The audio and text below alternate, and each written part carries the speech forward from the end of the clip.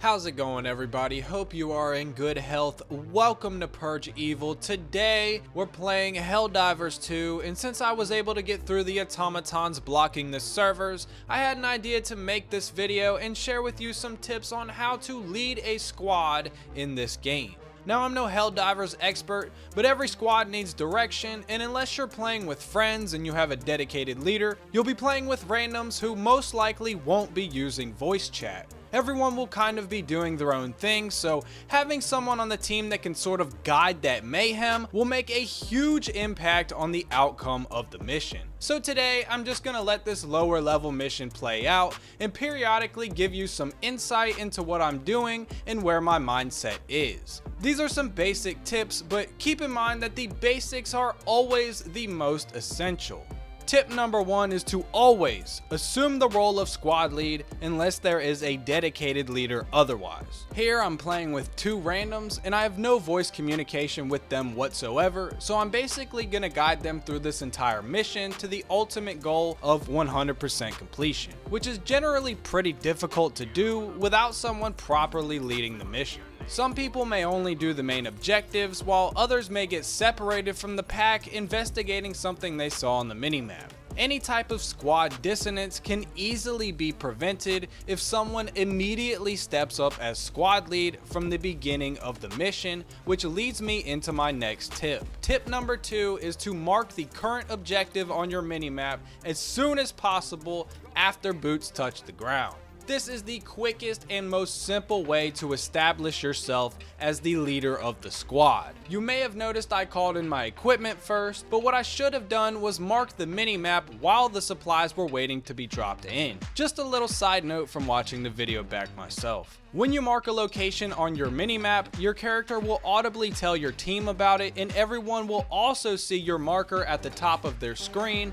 on their compass. Due to human nature and the fact that you are without voice comms, your squad mates will unconsciously take note of this and naturally travel in that direction even if you aren't physically in front of them, which is another tip I will talk about in just a bit. Consistently marking the objective is probably the most crucial action you can take as squad lead. You always want to be as quick as possible with marking the next location as soon as the current objective has been completed, so as to ensure your squad never has a moment of confusion on where they should be going. Without marking the next location quickly, your squad can enter a state of what I like to call combat complacency, and instead of continuing the mission or objective because there's no direction, will opt for hunkering down wherever you are to fight off the incoming hordes, which leads me to my next tip.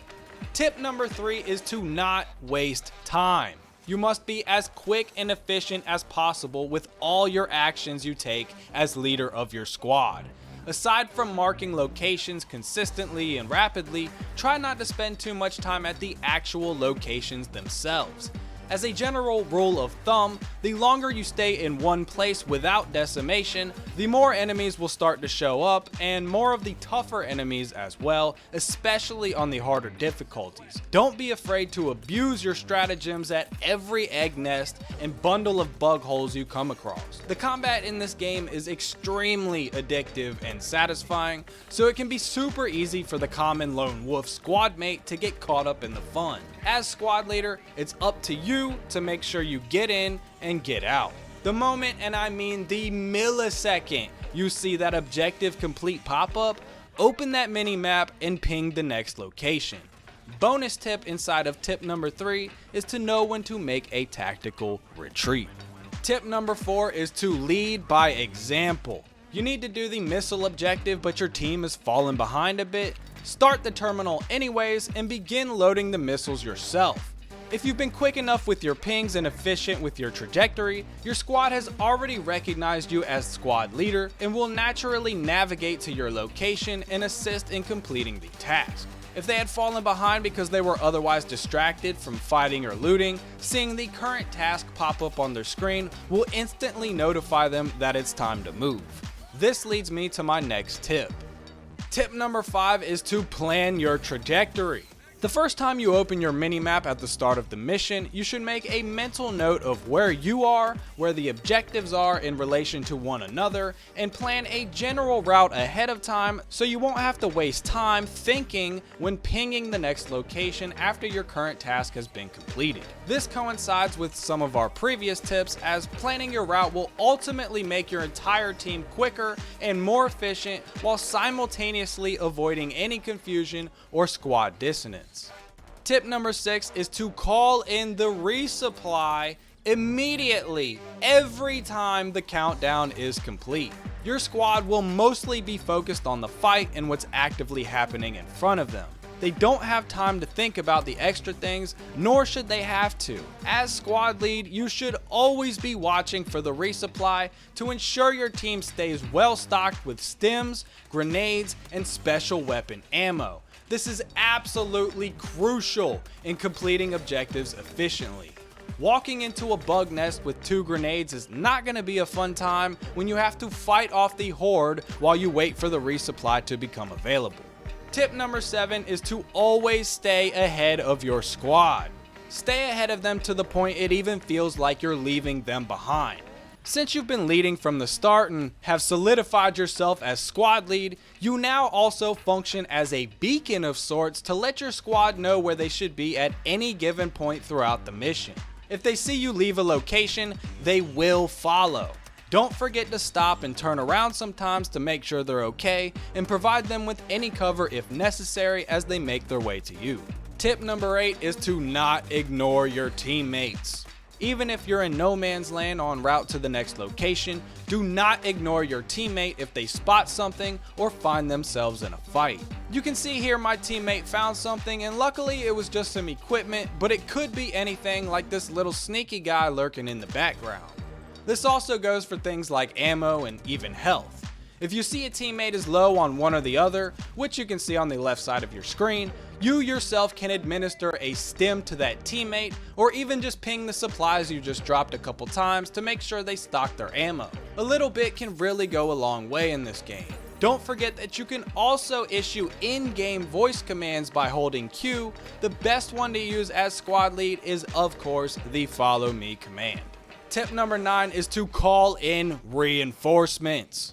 As soon as your teammate dies in that absolute billionth of a second, you are already inputting the reinforcement code and throwing it down without hesitation.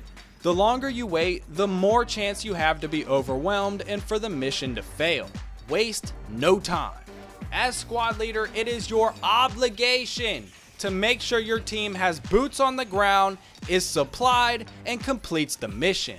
This tip harkens back to tip number 6. And finally, tip number 10 is to have fun.